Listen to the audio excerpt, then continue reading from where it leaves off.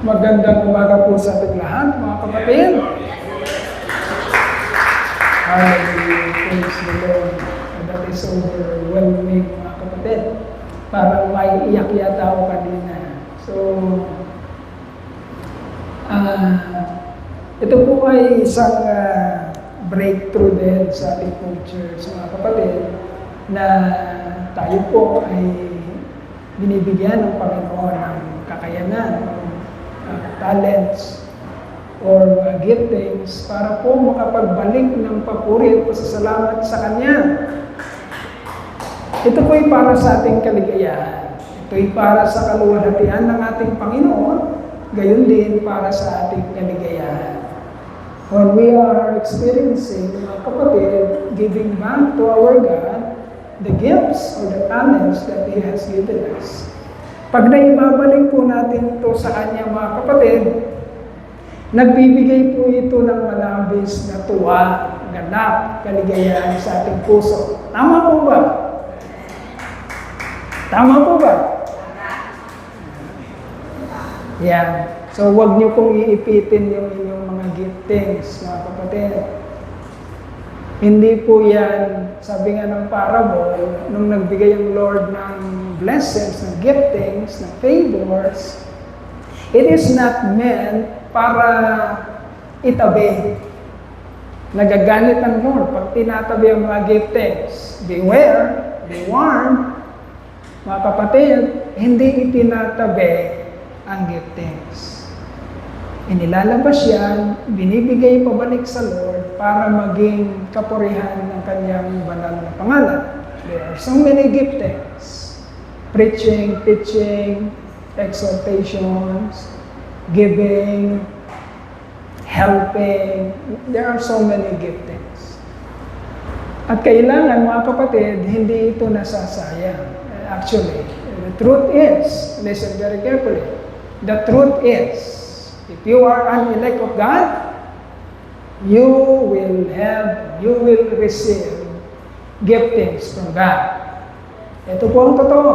Kung ikaw ay hinirang ng Diyos, makakatanggap ka mula sa Kanya ng mga kaloob, ng mga giftings.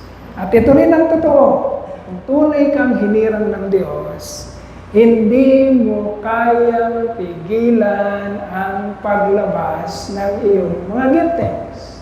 Dahil yan ang gagamitin ng Lord para siya'y makilala, madakila ang Kanyang banal na pangalan. Your giftings is for His glory and His honor. Okay? So yung kapangyarihan na naglagay sa iyo ng giftings, ng kaloob o mga kakayanan, ay hindi mo kayang pigilan na ilabas niya kung ano ang Kanyang ininvest sa iyo, kapatid. And we are praying. Tayo ay nagpapasalamat at patuloy na nananalangin sa Panginoon na yung mga giftings nyo, mga kapatid, huwag niyong ikakahiya na ibigay pabalik sa Diyos. Okay? Dahil sabi ng Diyos, ang sino mang ikinahiya ako dito sa lupa ay huwag niyong papayagan, mga kapatid, na kayo'y mahihiya na ilabas ang kaloob na pinagkatiwala sa inyo ng ating Panginoon. So mamaya, mga kapatid, although the plan is to offer that to the Lord during our corporate worship, what we have presented today to the Lord, the first plan, the original plan, is to deliver that song, to give that for the Lord, yung message ng song at yung song itself, mamaya sa corporate. But then, nilagay sa aming mga puso na ito ay unang awitin sa ating iglesia. Okay? Ilang pyesa pa lang yan. Ilang pyesa pa lang yung meron ng Truth and Life. 3 pa lang. So, wala po tayong conductor talaga na nag-aral. Wala po. Ito po ay binigyan tayo ng interest at ng tiyaga ng Lord. Bago kami makabuo ng pyesa, buwan po ang inaabot. Buwan. in our business, at aming mga buhay, inaano-ano lang yung mga ano na yan, mga pagkakataon na makapagpa-practice. But then again, our God is faithful.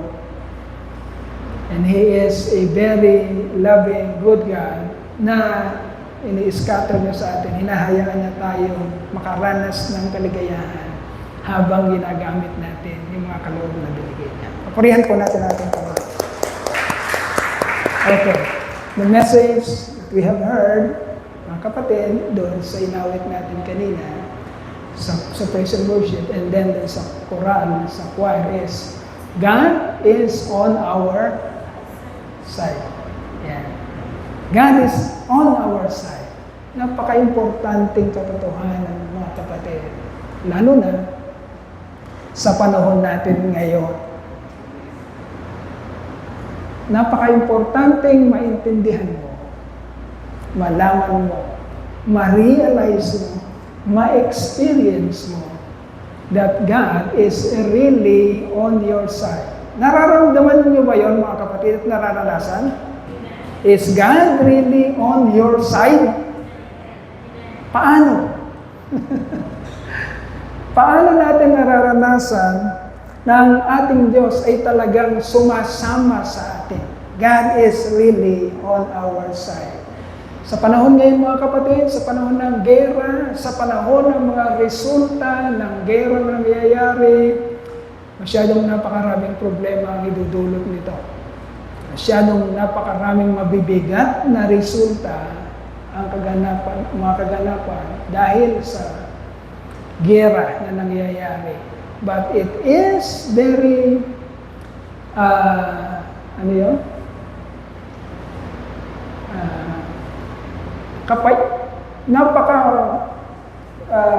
mapayapa. Ano yung term doon?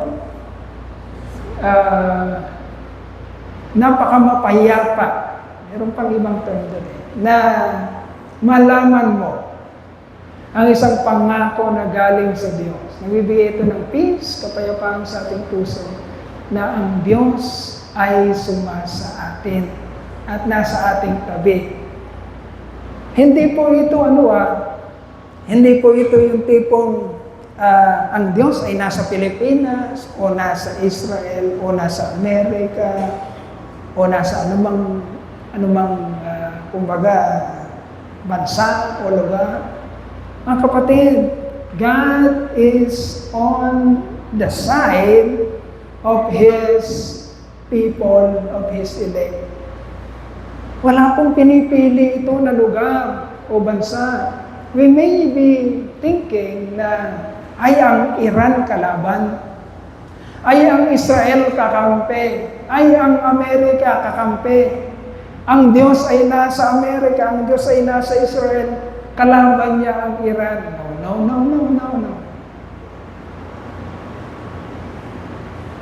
God may have people o meron siyang mga hinirang sa lahat ng dako. Okay? Although ang Amerika, Israel, binobomba nila ang Iran, God may have also people doon sa lugar ng Iran. Kaya nakakaranas man ng matinding kapighatian ang mga tao doon sa Iran, but yung mga tao, mga hinirang ng Diyos na nakareside o nakatira sa Iran, they felt the same way like we feel today, na ang Diyos ay laging sumasa atin at ang Diyos ay nasa atin. Although mahirap ang kalagayan ng mga anak ng Diyos, if ever na meron siyang mga anak ng Diyos, na mga Iranians, ganon din ang nararamdaman nila. Kahit na nasa sitwasyon sila ng kapighatian, meron silang kapayapaan. Meron silang qualities or characteristics, qualities ng pagiging isang hinirang ng Diyos. At kailangang nagmamanifest ito sa kanila kahit na nababat-bat ng hirap ang kanilang mga buhay sa ngayon. Okay? Huwag tayong magiging masyadong, yung tawag dito, yung mababaw ang pagkaunawa. Ang ating Panginoon, mga kapatid, ay humirang ng tao, hindi lang Pilipino, hindi lang Amerikano, hindi lang Israelita. Humirang siya ng kanyang mga tao sa lahat ng dako. And that is why, mga kapatid, inuutusan tayo ng Diyos to preach the gospel into the whole world, all nations. Bakit? Hindi niya inutos na, oy, truth and light, wag na kayong mag-witness sa Iran na, ayoko sila. Walang utos na gano'n. Sa New Testament. Although sa Old Testament makikita tayo na pinapalipol ng Diyos yung ibang mga nations na hindi talaga sumasamba sa Kanya. But in our days, in our time, mga kapatid, bilang mga tao na namumuhay sa New Testament, ang command na binigay sa atin is huwag kang mamimili ng tao kung saan pwede mong i-witness o hayuan o sabihin ang gospel. Okay? Dahil ang utos ay preach the gospel into all nations, sa lahat. Okay? Para maranasan ng bawat isa ang kapayapaan na nais ng Diyos na mapa sa kanila, kagaya ng experiences natin. So there are qualities, mga kapatid, bilang mga hinirang ng Diyos, kailangan nating makita para sa ating kaligayahan na nagaganap sa atin o nararanasan natin yung mga kalidad, qualities, characteristics ng isang hinirang. At pinag-aralan natin nung mga nakakaraan that these are some, marami pang iba, but these are some of the important characters or qualities an elect must have in their lives. Ito po siya, qualities of an elect of God. Joyful, gentle, peaceful. Pag-aaralan natin sa susunod yung generous, although nandito tayo sa peaceful sa ngayon. Dahil kailangan natin ng kapayapaan sa nangyayari sa ating mundo ngayon. Joyful, maligaya. Maligaya ka ba, kapatid?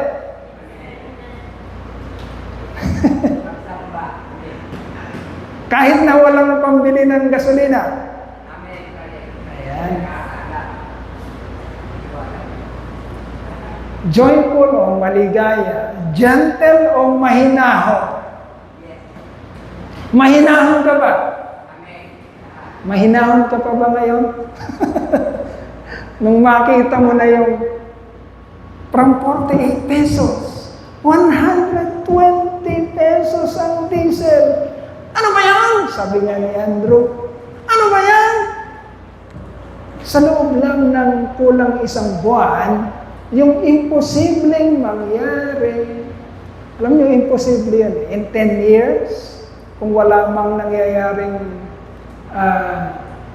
kaguluhan sa atin, kung wala mang nangyayari sa Middle East, napaka-imposibleng tumaas ng higit sa doble o umabot ng 100 pesos ang halaga ng diesel. Napaka-imposible. Pero, pwede pa lang sa isang iglap ay doblehin o higit pa sa doble na mangyari na tumaas ang fuel. Okay? So, meron ka pa bang kahinahunan sa nangyayari sa mundo? Kahit na parang imposible nang mamuhay ang mga taong nasa sabi nga ni Leni Robredo, mga taong nasa laylayan. Nakakaawa. Meron ka pa bang kahinahunan? And then peaceful. Itong pinag-aaralan natin. mapayapa. Meron ka pa bang kapayapaan? Hindi ba natitinag ang iyong kapayapaan kung unti-unti lang yung konti mong, kung meron man, konti mong savings o naitatabi sa iyong lukbutan ay nauubos na o baka wala na sa ngayon dahil sa sobrang taas ng mga bilihin. Marami sa atin, tinitipid talaga ang ating sarili dahil sa sobrang taas ng mga bilihin sa ngayon. Meron ka pa bang kapayapaan, mga kapatid? So, having these qualities and enjoying the benefits they produce is living the abundant life that Christ has promised to us, His elect. Okay? Kaya mga kapatid, hahanapin mo yun sa iyong sarili. Huwag kang papayag na hindi mo yon nakikita sa iyong sarili. All these qualities. Yung mga kalidad na yan. Huwag kang pumayag. Kasi sinasabi mo na ikaw ay Kristiyano. Sinasabi mo na ikaw ay anak ng Diyos. Kung ikaw ay Kristiyano, kung ikaw ay anak ng Diyos, kung ikaw ay isa sa kanyang mga hinirang, kung ikaw ay isa sa pinangakuan ng Diyos na makakatanggap ng isang buhay na ganap at kasiyasiya, then kailangan nakikita mo ito sa iyong sarili. Because having these qualities means ang pagkakaroon ng ganitong mga kalidad o karakter, o qualities, mga kapatid, means that you are really living, mga kapatid, doon sa pangako ng Panginoon sa iyo. Namumuhay ka talaga sa buhay na pinangako ng Panginoon sa iyo. Anong klaseng buhay yun? Buhay na ganap at kasiyasiya. And don't take it lightly. Yung maririnig mo, ang galing mo, kalidad kailangan. Yan mo na sila doon. Ako, iba ako, special ako, iba yung gusto kong mga mangyari sa buhay ko. No. Iisa ang plano ng Diyos sa kanyang mga hindiran pertaining to the qualities. Okay? We may have different callings, different giftings. Listen very carefully. We may have different works, but we will have the same fruit of the Spirit. Iisa yun. Hindi pwedeng yung isang hinirang ng Diyos, merong kapayapaan at may kaligayahan. Yung isa, walang kapayapaan at walang kaligayahan. Hindi po pwede yun, mga kapatid.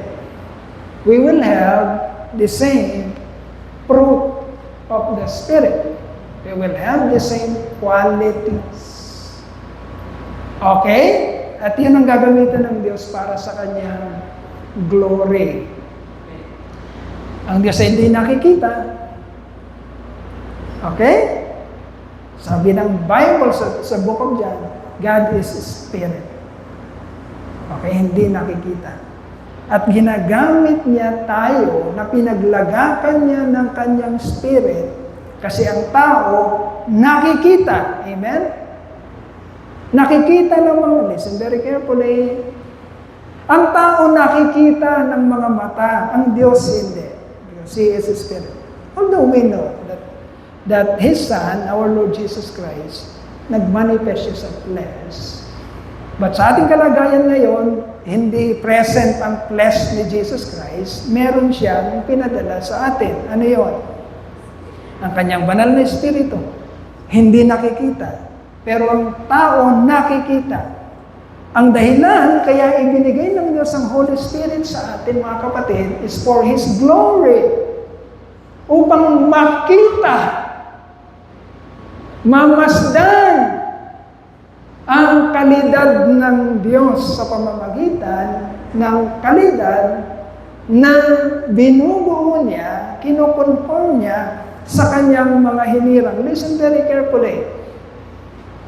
Kasi pag naiintindihan mo, kapatid, pag narinig mo, kailangan hangarin mo talaga, i-desire mo na meron ka ng ganitong qualities. Kasi kung wala ka nito, anong ibig sabihin, no? Anong ibig sabihin kung wala ka nito? Ibig sabihin, you are outside. You are not inside. Nandun ka sa labas. Kaya huwag nating babasta-bastahin yung katotohanan gusto ng Panginoon na maintindihan natin. So, which of these qualities do you have, my dear brothers? Alin-alin dito ang meron ka na? And which of these do you lack? Yung wala ka, tingin mo wala ka. Pag nakikita mo wala ka noon, huwag kang pumayag. Humingi ka sa Lord. Lord, medyo, meron ako ng 3. Yung isa wala ako. Lord naman eh. Bigyan mo ako. Kasi kung wala ka noon, kapatid, medyo nakakalungkot yun. Kasi binibigay talaga ng Lord yung qualities na yun. Kaya maging masugid ka mag-desire ng mga kalidad o qualities na yun. Having or possessing the abundant life Christ has promised to His elect means having these qualities evident in our lives. If you possess the abundant life God has promised to you, then you also possess or receive or have these qualities. Very evident yan sa iyong buhay, kapatid. We are commanded to manifest these qualities for the glory of God. Tandaan mo, hindi ito option. Hindi sinabi ng Diyos na, wala ka ba ng gentleness? Ayan mo na. Meron ka naman ng pagiging joyful at meron ka namang peaceful. O kahit na masungit ka, okay na. Hindi po pwede yun. I'm telling you the truth. Hindi po pwede yun, kapatid. O parang kanina, si Sister Mapol, masarap pakinggan yung paraan niya ng meditation, yun. Mga kapatid. I'm sorry. Close ba tayo? Baka, ibig sabihin, if you display, mga kapatid, yung pwede naman pala. Okay? I-display mo yung gentleness. Hindi mo pwedeng ikatwiran na, hindi, anak ako ng mga salvachera. Hindi. Okay lang ba? Ganon. Hindi mo pwedeng sabihin, kasi pinag-aaralan natin every Thursday, yung katotohanan na, sino ka? Kaya umattend kayo ng Friday, ngayon, prayer meeting. Meron tayong truth na pinag-aaralan dito. Inuungkat natin, sino ba ako talaga? Sino ba ako? I am created in the image of God. That is the original. Okay? Yun ang truth. Yung nakikita natin ngayon, realidad yan, pero hindi yan ang truth. Okay? Kaya nga, lagi nating sinasabi dito na, let the truth become your reality. Do not let the reality become your truth. Okay? What we have today in this world, this is a fallen world, di ba? Kaya nga nagigera, kaya nagigit-gita ng mga interes. Kasi ito na yung fallen world. Realidad, pero hindi ito ang truth. Okay? Ano ang truth? We are created in the image of God. We lose that image. Nawala sa atin yun because of the fall of man. Kaya ang nangyayari sa atin ngayon ay kasinungalingan. Hindi ito ang truth. Okay? Kaya hindi natin pwedeng i-justify na pag tinuturuan tayo that this must be our qualities because this is the truth, ito dapat ang quality natin. Huwag natin i-justify. Eh, siguro, masangkap ako eh. Eh, ang mga masangkap ganito. Ang mga masangkap ganito mag-isip. Ang mga masangkap, meron kaming brusko kami. Ano kami? Yung tawag dito, yung... Ang tawag sa gano'n, yung... Hindi kami masisiyahin. Ganito kami. No. Hindi po truth yun. Okay? Ito po ang truth. At gusto ng Diyos na ibalik tayo sa truth. Ano ang truth? We must be like the image of God. We must be conformed to the image of His Son, our Lord and our Savior, Jesus Christ. That is the plan. Yun ang plano ng Diyos. Hindi tayo niligtas ng Diyos for the sake of, ligtas ka na. Sasama ka na sa langit. Sige na, gawin mo na kung anong gusto mong gawin. Anyway, ang plano ko lang naman sa'yo, iligtas kita. Okay na yan, sige na. Gumawa ka ng kasalanan, baliwala yan. Basta pinili kita, punta ka na sa langit. No, that is not the plan. The plan of God is for your life to be His manifestation of His glory, ang kanyang kaluwalhatian. At lalabas lang yung kaluwalhatian na yun if you will possess or receive, have the fruit of the Spirit or the qualities of an elect of God. So we are commanded to manifest these qualities for the glory of God. In verse 4, it says, it's, mamaya na muna yung Philippians 4. Babalikan natin. Yan. In verse 4, it says, inutos ng Lord, rejoice in the Lord always. Okay?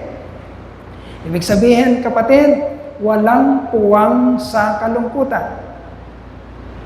Okay?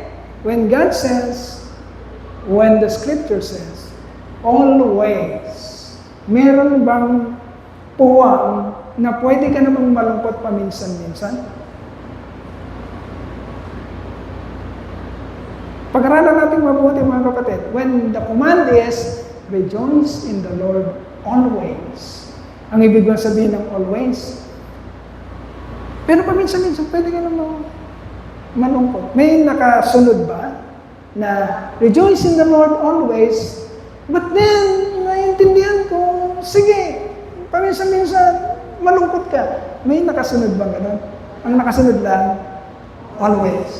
Ang nakalagay lang, always. Rejoice in the Lord always. And sinundan niya yan, the same thought. Again I say, rejoice! With emphasis. Binigyan niya ng the end. Kasi alam niya na napakahirap sa atin na maging maligaya sa lahat ng pagkakataon. Alam niya yon. Kaya naman pinupuno niya tayo ng pangunawa, ng katotohanan. Para ang maging perspective natin, paningin natin sa mga sirkumstansya ng buhay, mapamaganda man, mapapangit man, the same. Eh ano kung anong nangyayari sa akin dito? Ay meron naman akong Jesucristo. Eh ano kung may digmaan? Ay meron naman akong Jesucristo. Yun ang nakuha o naintindihan na ng mga nauna sa atin. Meron silang ganong klaseng perspective. Kaya nung pinagbabato si Esteban, binabato siya tama ng tama but sa lahat ng katawan niya, nakangiti siya. Bakit? Meron siyang perspective na mataas. Okay? Namamatay siya pero nakangiti siya dahil ang perspective niya, sige, anong kapighatian niya? Bring it on. Sige, batuhin niyo ako. Okay. Paakon niyo ako sa krus. Okay. Sabi ni Apostol Pablo. Okay yan. Bakit? Ang perspective niya ay nakapokus sa kung anong pakinabang niya later on for all eternity. Ang makasama ang Panginoong Hesukristo. Okay? Meron ka bang ganong perspective? Kasi doon nakasalalay ang kapayapaan mo, kaligayahan mo, kapatid, at yung gentleness, even generosity sa mga nangyayari. Okay? Yun ang nagdidikta, yung perspective na yun. And then in verse 5, it says, let your gentleness be evident to all. Ang iyong kahinahunan ay gawin mo, ipakita mo, sa kanino daw? Sa lahat. Hindi lang sa kapatid, sa lahat. Kung mapapansin niyo, ang utos ng Lord, laging holistic. Hindi siya naglalagay ng puwang. Laging buo. Kaya ang holiness din, sinabi niya, ang perfection, sinabi niya, be perfect, therefore, because your heavenly Father is perfect. Sinabi ng Panginoon yun. Ang utos niya laging holistic. Buo, hindi pahati-hati. Be perfect. Pero alam ko naman na hindi kayo perfect eh. Siguro pwede na. Pasangawa lang. 51%, okay na. Walang ganong inutos ang Panginoon. Sinabi niya, buo. At nangyayari sa atin yun sa kanyang tulong. Nagaganap sa atin yun sa kanyang tulong. So let your gentleness be evident to all. Maging gentle ka sa lahat. Amen. Sa kaibigan, maging sa kaaway. Maging gentle ka. Okay? Ang sabi ng Lord, the righteous man, kung ikaw ay matuwid na tao, even your enemies will be at peace with you. Nabasa niyo na ba yan? Kung ikaw ay tunay na matuwid na tao, even your enemies, kahit na yung kalaban mo, ay magiging at peace with you. Okay? Nasa scripture yun. Kaya sinabi ng Panginoon sa verse 5, let your gentleness be evident to all. And in verses 6 to 7, He says, do not be anxious about anything, but in everything, give thanks to God. Okay? Hindi ka pwedeng maantala, maantig, or ma-overcome ng anumang nangyayaring kaguluhan sa sandaigdigan, o maging sa buhay mo, o maging sa buhay ng kaibigan mo, o maging sa buhay ng kapitbahay mo, sa buhay ng kamag-anak mo. Hindi pwedeng maantig ang iyong kapayapaan. Okay? Kailangan, utos ng Panginoon, kailangan lagi kang payapa. Sapagkat pag nagsimula na, mga kapatid, ang worry is, masyado ka nang nag-worry. Pag nagsimula na yun sa iyong buhay, yun na ang parang kalawang na unti-unting kakain sa iyong pananampalataya. Kung meron ka mang pananampalataya. Okay? Hindi pwedeng magsama kasi. Hindi pwedeng magsama sa isang lalagyan ang dalawa na yon. If you are an elect of God, then you will have peace. Okay? Listen very carefully. If you are an elect of God, you will have peace. If you are a natural man, o hindi pa naglululan, o hindi pa namamahay sa iyo, ang banal na Espiritu ng Diyos, you will have no peace. Wala kang kapayapaan. But if you are an elect of God, you will have peace. And that's why, alam ng Lord, pag inutusan ka niya na do not be anxious about anything, but in everything, by prayer and petition, present your requests to God, and the God of peace, which transcends all understanding, will guard your heart and your mind in Christ Jesus. Because the promise is,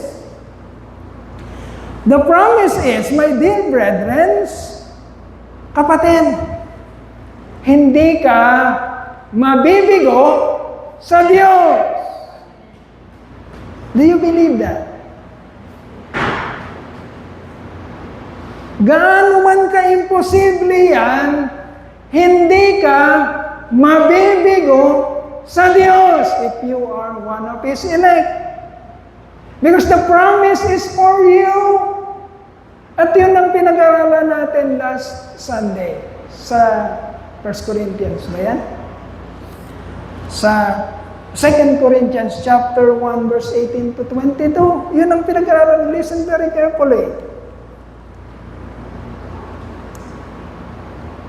Kasi, kapatid, alam ko na, dahil pinagdaanan ko rin, na darating ka kung hindi ka pa talaga nakapokus sa Panginoon. Darating ka sa kalagayang susubukin ang iyong buhay. Itatry, pabadaanin sa apoy. Because you are like gold. Okay? Ginto ka. Kung ikaw ay hinirang ng Diyos, ang comparison mo sa Biblia ay isang ginto.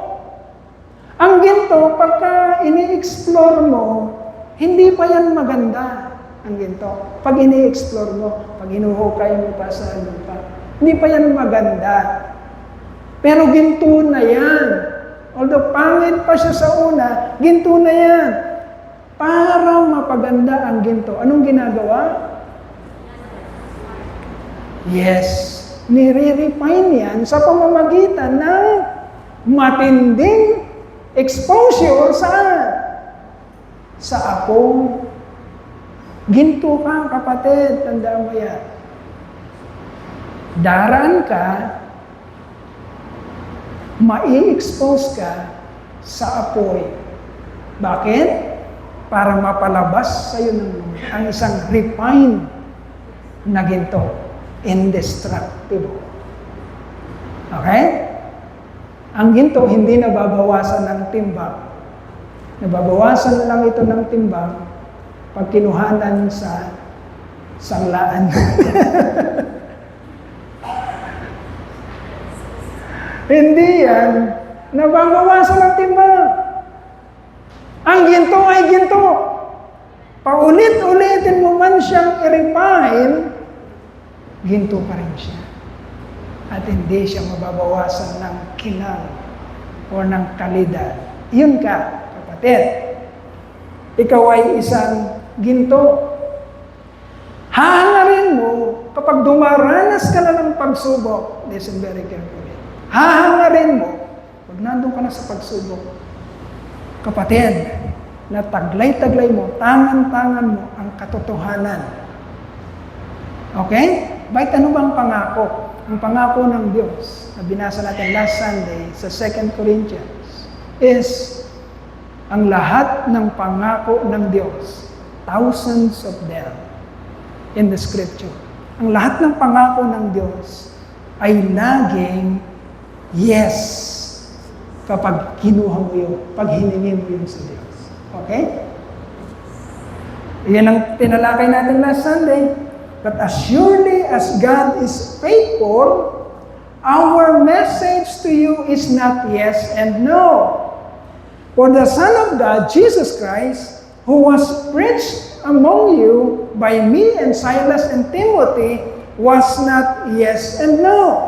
But in Him, if you are in Christ, it has always been yes. Kailangan malinaw sa iyo yung taglay-taglay mo yung katotohanan na yun, lalo na kapag humaharap ka sa matinding pagsubok at tukso. Kapatid, kailangan taglay mo yun. You must understand and know the truth.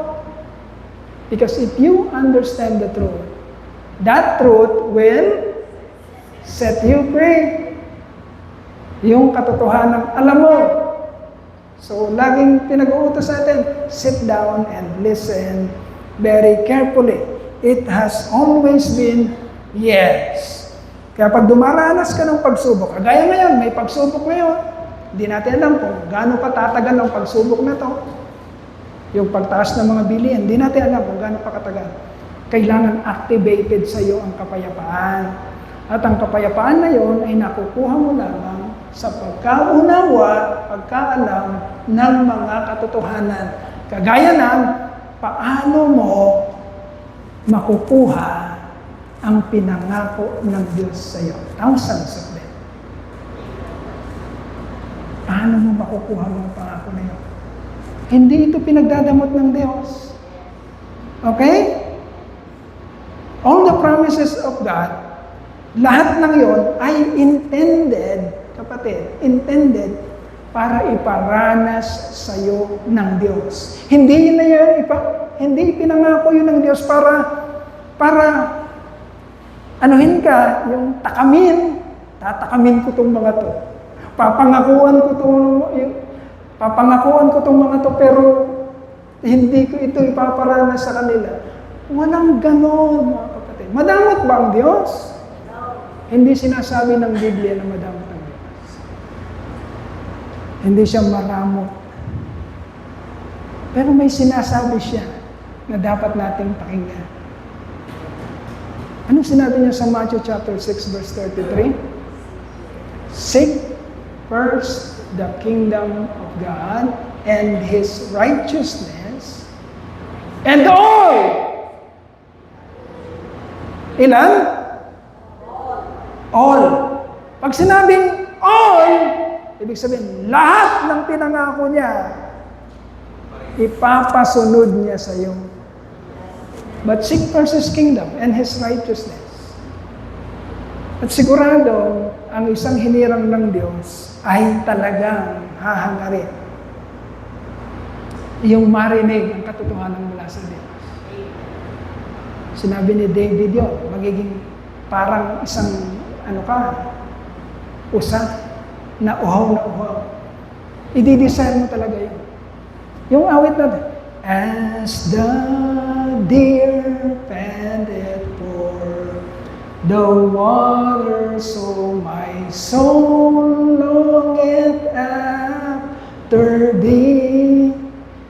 You alone are my heart's desire, and I long to worship thee.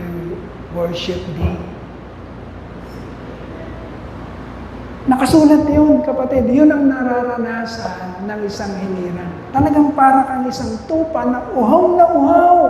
Ang tangi mong desire ay makatagpo ng mainam na batisan. Batis, kung saan makakainom ka to quench your thirst for God. Okay? Kailangan mong maranasan. Huwag mong baliwalain. Huwag mong, saka na lang. Busy pa ako ngayon. Saka na naman yun. Busy pa ako. And then, boom! Pinasabog na pala ng nuclear ang Pilipinas. Wala nang. Tatawag ko pa lang. Nakikita mo pa lang. Kasi ngayon sa Israel, pag pinupuntirya sila ng Iran, umuugong yung siren nila. Kasi may nakikita sa himpapawid na paparating na missiles sa Israel. Ang kagandahan lang sa Israel, meron silang Iron Dome. Ang Iron Dome, mga kapatid, ito yung kanilang equipment na kaya nilang i-intercept. Nakikita pa lang ng mekanismo ng Iron Dome, yung papalapit na missile, nakakalculate na ng Iron Dome kung saan tatama yung missile na yun. Ngayon, kung ang missile na yun itatama doon sa lugar na makakasakit, mabanata na nila itong i-intercept nila. Kaya sa himpapawid, sasabog na yung missile na yun. Yun ang kakayanan ng Israel. Okay? Pilipinas.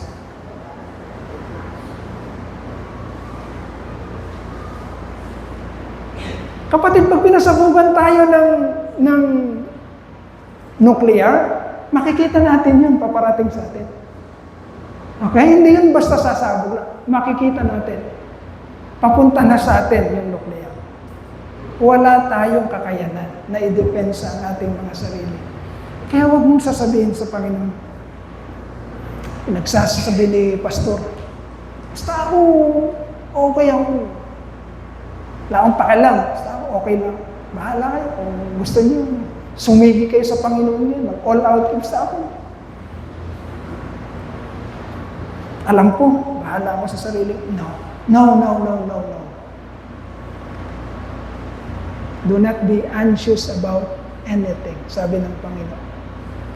Yun ang perspective na gusto niyang mangyari sa atin. Kaya binawalan niya si Martha. Martha! Martha! You are so upset of so many things in this life. Masyado kang nababahala sa maraming bagay sa mundong ito. Martha, you don't need that. Hindi mo kailangan yun. You only need one thing. Sinabi ng Lord, isa lang ang kailangan mo. Ano yung kailangan mo? To sit down and listen to the wisdom of God. He is your creator. He knows kung anong magpapaligaya sa iyo, kapatid. At inilagay niya yun sa iyong kaluluwa. Tandaan mo yan. Huwag mong i-reject yung katotohanan na yan. Ang creator mo, dahil siyang naglalang sa iyo, naglagay yan ng vacuum sa iyong kaluluwa. Siya ang naglagay ng eternity sa iyong kaluluwa. At siya rin ang naglagay ng satisfaction kung mahahanap mo yung magpupuno ng emptiness na yon. At ang magpupuno ng emptiness na yon ay hindi ang mundo na ito. Ang magpupuno ng emptiness na yon ay ang kapayapaan mo sa piling ng iyong manlilikha. So listen very carefully. So in verse 8, it says,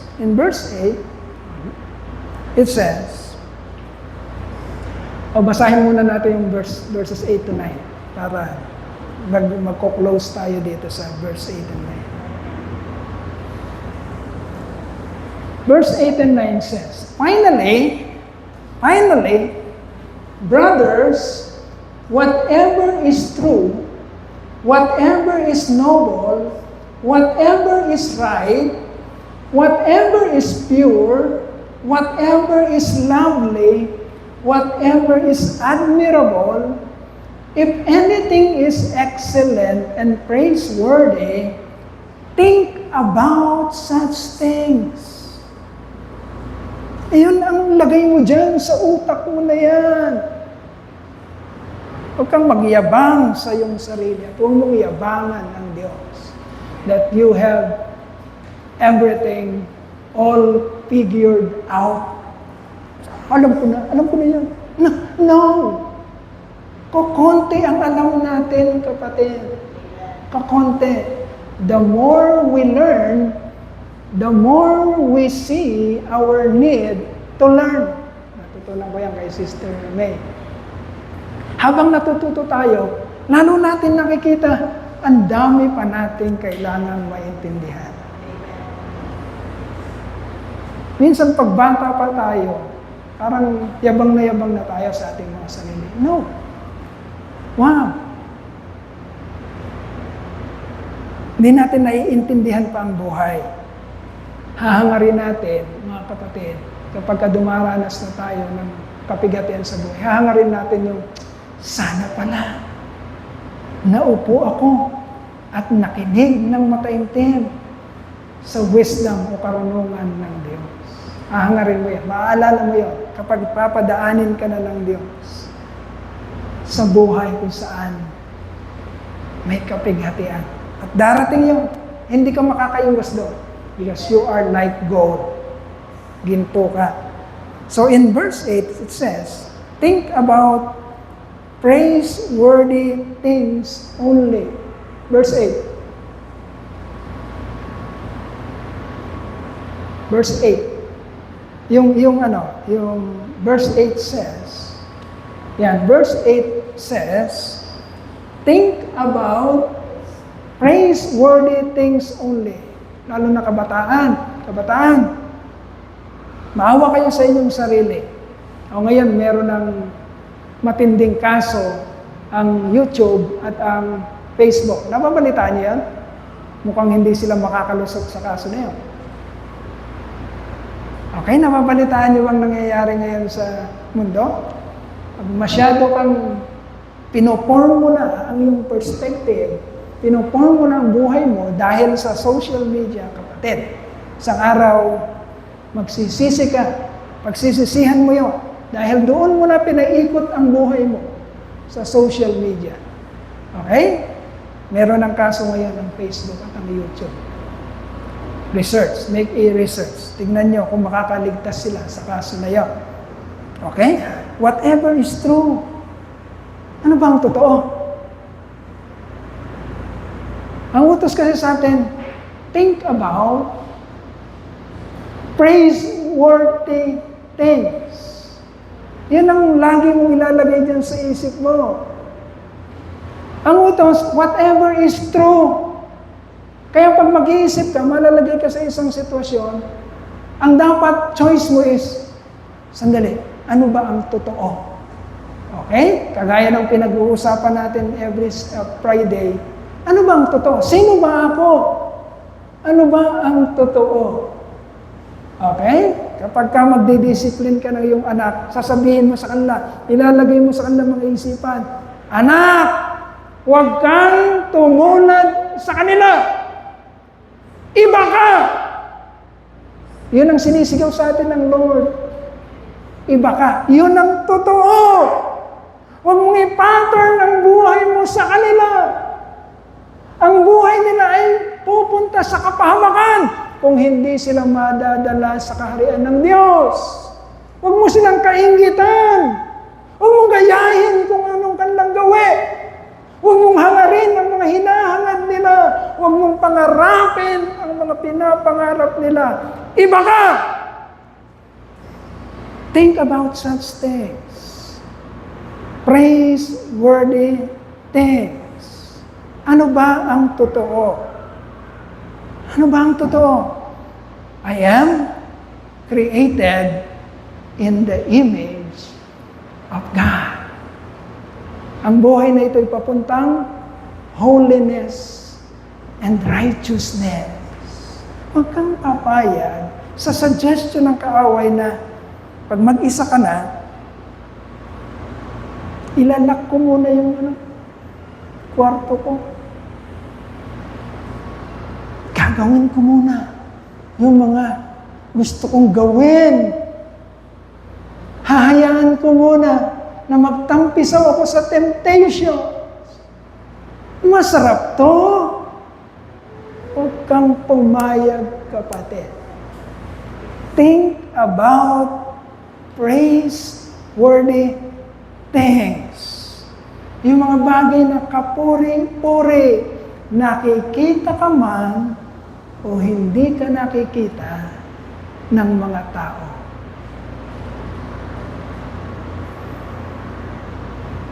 And finally, in verse 9, it says,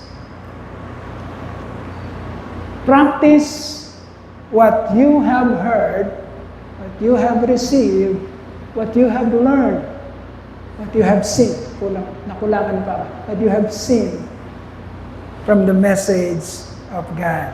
Yan ang sinabi ni Apostol Pablo sa verse 9. Sabi ni Apostol Pablo, whatever you have learned, or received, or heard from me, or seen in me, put it into practice, and the God of peace will be with you. At the end of the day, lahat tayo, pag sumasapit ng tribulation, hahangarin natin ang kapayapaan na makukuha lang natin kung kasama natin ang Diyos. Yun ang inaawit natin. God is on our side. Hahangarin natin lahat yan, kapatid. Huwag kang papayag na mahuli sa iyo ang lahat. Kapag narinig mo ang katotohanan, kapatid, huwag kang pumayag na narinig mo lang yon. Huwag kang pumayag na naintindihan mo lang yon. Practice what you have heard and learned and received. But the challenge, mga kapatid, for every speaker, for every teacher, for every messenger, for every pastors like us, kapatid, nagsasalita eh. Maraming sinasabi. Kagaya ko, nagsasalita ng mga bagay na ganito. The challenge is, kaya ba natin? Kaya ba ni Pastor Doy? The same standing na sinasabi ni Apostol Pablo, whatever you heard from me, whatever you have received from me, whatever you have learned from me, whatever you have seen in me, put it into practice. Ang kapatid, kaya ang mga mensahero, mga pastor na kagaya ko, teacher na kagaya ko, ay sinasabi ng Biblia na huhusgahan kayo. Huwag mong hangarin. Yabang-yabang mo, huwag mong hangarin na magtagapagturo ka. Ang tagapagturo ay huhusgahan ng doble. Sinabi yun. Now, it's a challenge sa lahat ng speaker, sa lahat na nagsasalita na we must have the same standing like Paul, na merong kumpiyansa na magsabi na kung anong nakikita nyo sa akin, gayahin nyo. Para walang question mark sa isip ng mga nakakarinig sa Truth and Life, na pag pinakinggan si Pastor Doy, Pastor Doy, sobrang yabang. Pag tinignan mo naman ang buhay niya, wala namang kwenta. Ang katagumpayan, mga kapatid, ng mensahe ng Panginoon, hindi lang sa akin, sa ating lahat, paglalabas na tayo, at sasabihin mabuti ang Diyos, ang katagumpayan noon, ay pag nakita tayo ng mga taong sinasabihan natin na, oo nga no, iba nga sila. They really have the qualities of an elect of God. Hangarin natin yon, kapatid, sa ating buhay at magtatagumpay tayo sa pinlano ng Diyos na ang buhay na yan ay magiging kasangkapan, impluwensya sa iba at magiging kapurihan sa banal na pangalan ng ating Panginoon. Papurihan po natin. Tayo po'y